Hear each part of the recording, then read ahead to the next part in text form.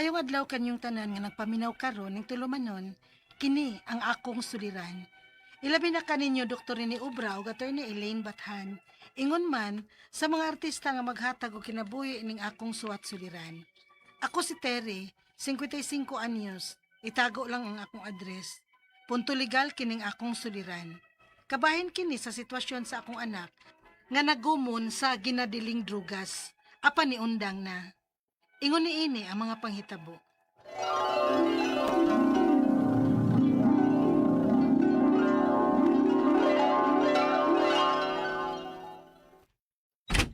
Oh, sayo man lagi kang nauli na.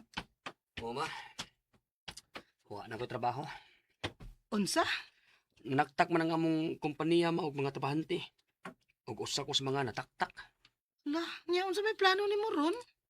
Mangita og lain trabaho, ma.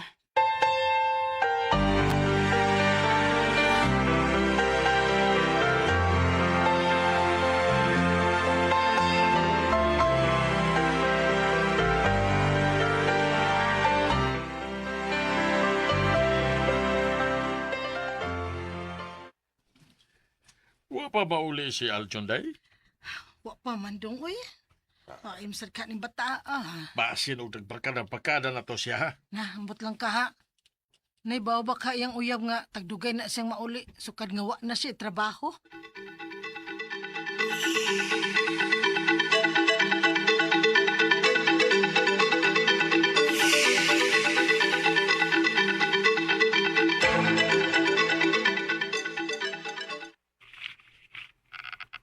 Wagit ko kay bawaan na tita.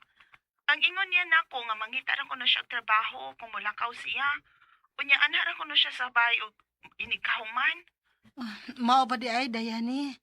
Sige lang, pakigistoryahan lang unya nako si Aljon.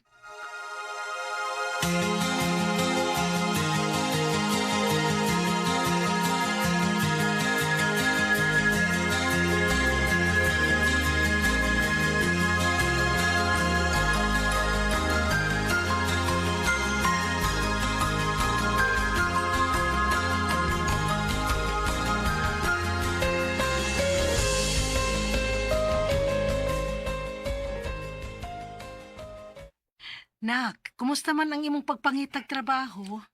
Wa gyapon, ma. Windawat ako. Pila namang kakabuan nga wa na kay trabaho, nak? Yaw, sa na ako nga wa may nidawat ako. Sa may gusto mo, pugso na ko sila. Dong, Bisit! kalma lang, kalma lang. Buset! Oh, asa man ka? Wala ka ko! Dong, Aljon!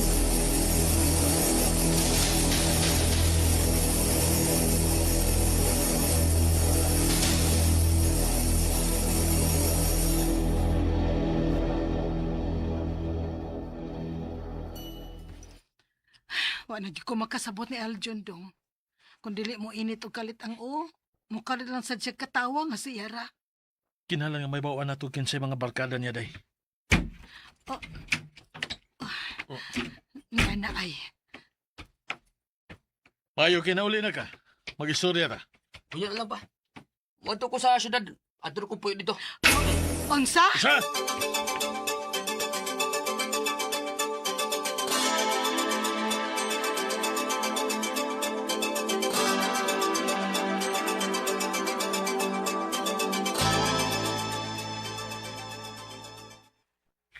Ay kabala ka tita.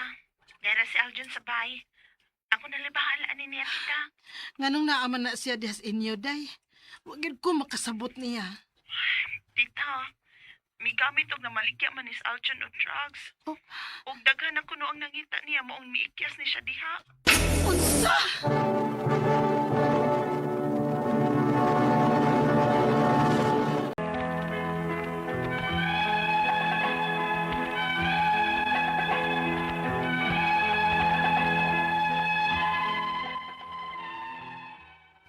Wa gyud ko magdahom nga mao di ay nahinungdan nganong nagdali og adto si Aljon sa syudad. Pero nagpasalamat lang sad mi nga naglikay na siya og nagpalayo dinhi sa among dapit. Unya, dong na kabuan nga wa si Aljon diri sa ato. Maayo unta og magpadayon na lang nino. Kaya delikado gyud ko mong pauli siya dinhi, uy. Mao gid day. Mao gyud. Ayo! Dire! Ya! Si John Neron, aging agaw ni Aljon.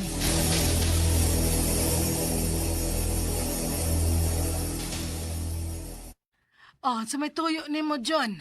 Ya! Asa na si Aljun? Koan, kanang, toa sa syudad, nagtrabaho. O ba? Ya! Ano yung pabrika si Aljun niya? Kay nainingita niya.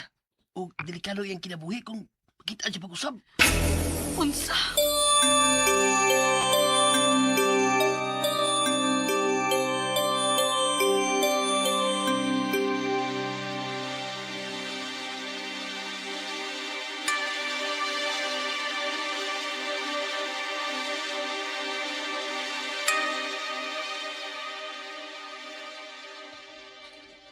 Day, muragas tata.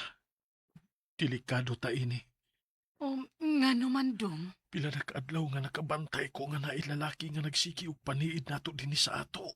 Ha? Kinuo ko. Basig nangita ng Aljon. Kinahanglan nga siguroon nato. Nga dili na gid mo balik din sa bahay si Aljon.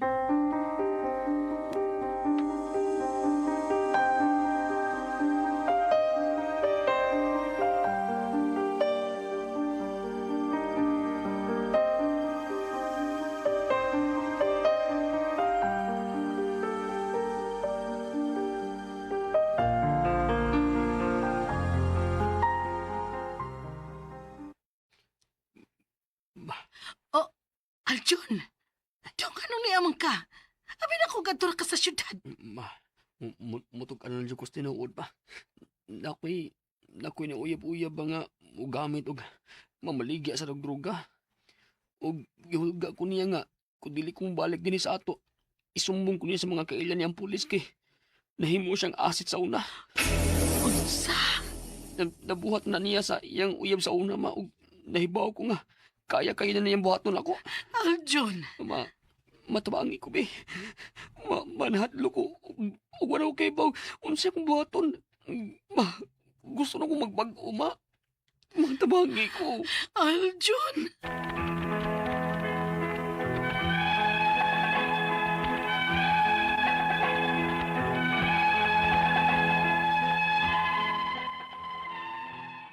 Hasta ko naglibog na kung unsay angay buhaton para masulbad ang problema sa akong anak. Og maluoy na pud ko niya nga magsige na lang og tago tungod sa mga panghulga sa babay nga iyang nauyab. Karon, gusto na siyang makalingkawas og magbag-o na sa iyang kinabuhi. Ang ako mga pangutana mao kining musunod unang pangutana. Niundang na og gamit og pamaligya ang akong anak sa ginadiling drugas. Karon, grabe na ang iyang kahadlok. Mapriso ba gihapon siya, bisag niundang na siya? Ikaduhang pangutana.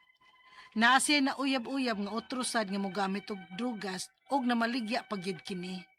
O gusto nang makalingkawas ang akong anak niya. Pero, gihulga ang akong anak nga isumbong siya sa mga kailang nga pulis. Tungod kay asit ko ning bayhana sa una. Unsay angay namong buhaton? Ikatulong pangutana.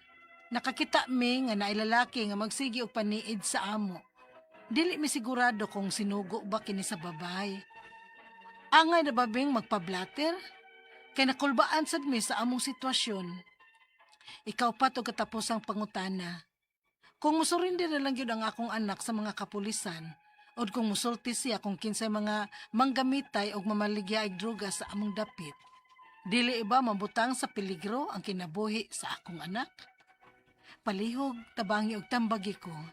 Kini ang akong suliran, Tere. Mayong adlaw mga suking tigpaminaw kini si Attorney Elaine Bathan og ako today ang muhatag ninyog tambag tubag solusyon kalinawan sa inyong mga pangutanag mga problema na may punto legal, personal, emotional nga mga pangutanag mga problema busa ay mo pagdugay di mauwaw di maikog ipadala ang inyong suwat sa suliran_612@yahoo.com or sa atuang Facebook account nga kini ang Akong Suliran Official Writers Page. Pwede sad atong ipadala sa 3rd floor, Jose R. Martinez Building, Osmeña Boulevard, Cebu City. Kumusta guys? Kumusta atong mga sukintig paminaw? Big shout out, big thank you sa tanan likers o followers nato sa ato ang Facebook account nga naminaw karon, sa mga nagpadala sa ilahang mga suwat sa ato ang official writers page no sa Facebook. Thank you, and sa tanan nga nag-like, nag-follow, nagsubaybay nako sa Elaine Tantengco Bathan ug Attorney Elaine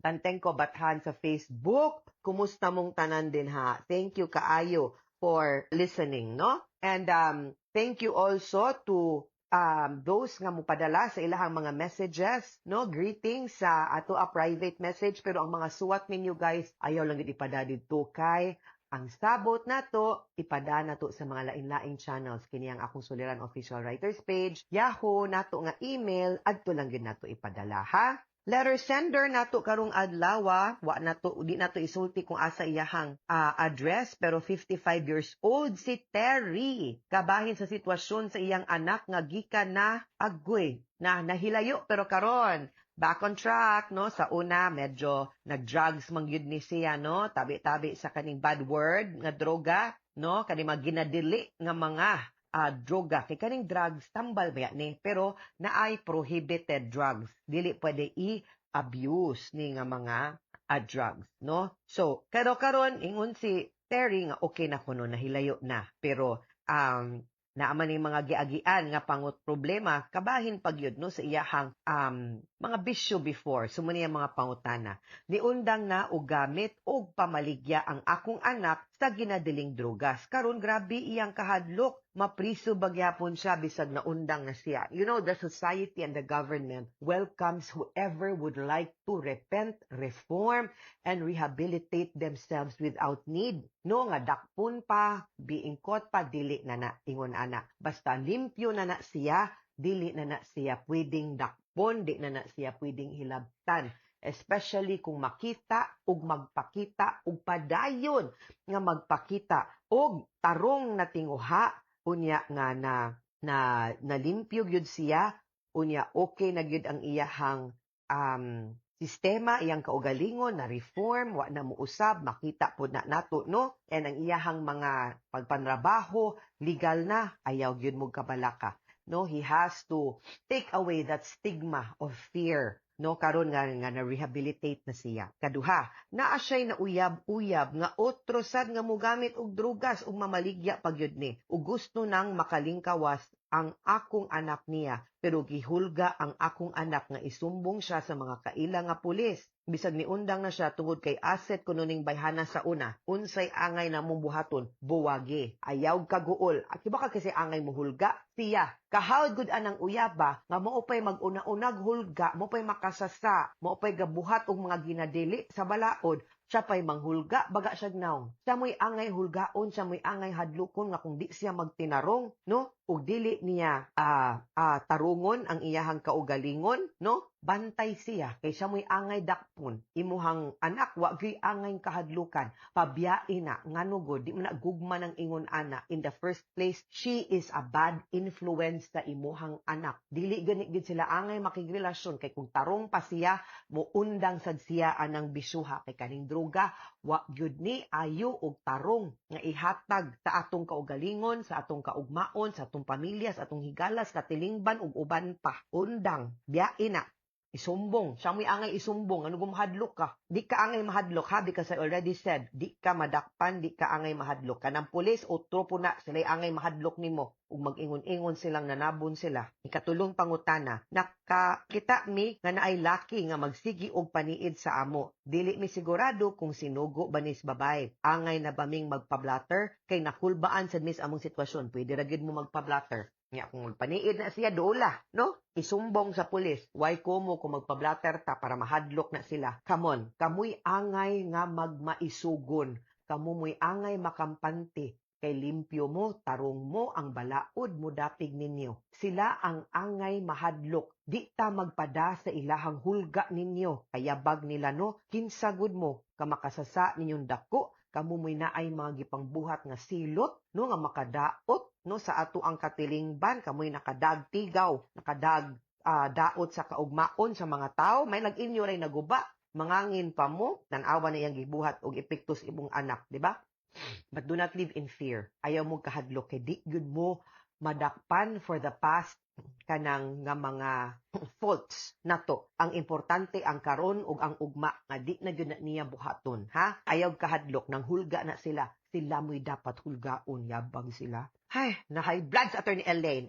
Ikaupat, katapos ang pangutana, kung mo surrender na lang gyud ang akong anak sa kapulisan, ug kung musulti siya kung kinsay mga manggamitay o mamaligyag droga sa among dapit, dili ba mabutang sa peligro ang kinabuhi sa imong anak? I will admit, it's very dangerous tungod kay wa ta kabaw kung kinsay mga kauban, no, katrabaho, kauban sa sindikato, kay sindikato magining mga ingon ani. But it pays to be, I will be honest also, no, as a lawyer, it pays to be a responsible citizen. Diin nga kita magmaisog yun kay kung walay mga if we continue to live in fear, di man gid nato maundang di mga panghitabo, no? Di man gyud ta makapahunong o makapaundang sa kaning mga bati, no, the ills of society. Di sad ni sila makatun. If after several warning kaning uyab niya dili gyud no maminaw, di gyud mada no og storya nga mag-usab no nga mag-rehabilitate sa iyang kaugalingon, muundang anang droga,